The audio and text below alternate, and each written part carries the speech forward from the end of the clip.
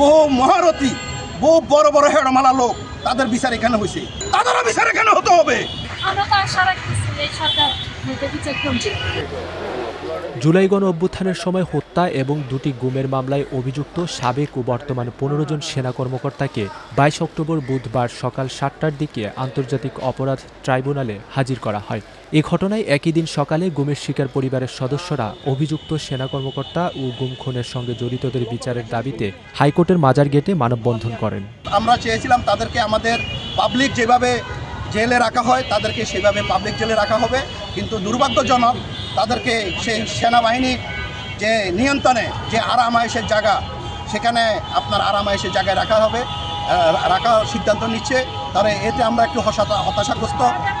আমরা মনে হয় যে তারা আমাদের কাপড় চোপড় থেকে বাসায় চাকর বাকর থেকে শুরু করি পাবলিকের জিনিস দিয়ে তারা আজকে চলে। আপনি একজন brigadier general, lieutenant general, major general জীবনযাত্রা যদি দেখেন মনে হয় সেই একটা দেশের মনে প্রেসিডেন্ট, তার পাশাত মনে হয় সে একটা প্রেসিডেন্ট।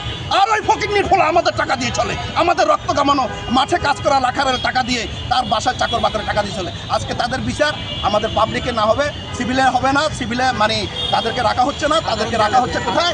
সাব জেলে, এই আপনি ক্যান্টনমেন্টে। আমরা তো আশা রাখতেছি এই সরকার বিচার করবে। আমাদের মতো যারা গুম হয়েছে সবাই আমরা যেন সঠিক বিচার পাই, যারা এই অপকর্মগুলো করছে তাদের বিচার হোক, এবং আমরা যে 10 বছরে হোক, যারা আরো কম আরো বেশি, সবাই যেন চলতে পারি। সবাই তো আমরা ধ্বংস হয়ে গেছি, কারণ ইনকামের লোকটাই হারায় গেছে। আমার তো চলতে হবে, আমাদের একটা ক্ষতিপূরণ দেখ সরকার এবং সঠিক বিচার। আন্তর্জাতিক ট্রাইব্যুনালে বহু মহারথী, বহু বড় বড় হেডমালা লোক, তাদের বিচার এখানে হয়েছে, তাদেরও বিচার এখানে হতে হবে, তাদেরকেও বিচারে ট্রাইব্যুনালে হতে হবে, এবং তারা ফিজাম্বলে যাবে, তারাও জেলে থাকতে হবে। তাদেরকে ভিআইপি সেনা ভবনে রাখা যাবে না, তা হবে না, এটা কখনো হবে না। তাদেরকে অবশ্যই নিয়ে আসতে হবে এখানে, এবং তাদের বিচার এখানে হবে, তাদের দৃষ্টান্তমূলক শাস্তি হবে। আমাদের বজরুল হুদারও যারা এই নরপশু যারা জবাই করছে সেই বিচারও হতে হবে, পিলখানার বিচার হতে হবে, তারপরে আপনার জুলাই হত্যার বিচার হতে হবে।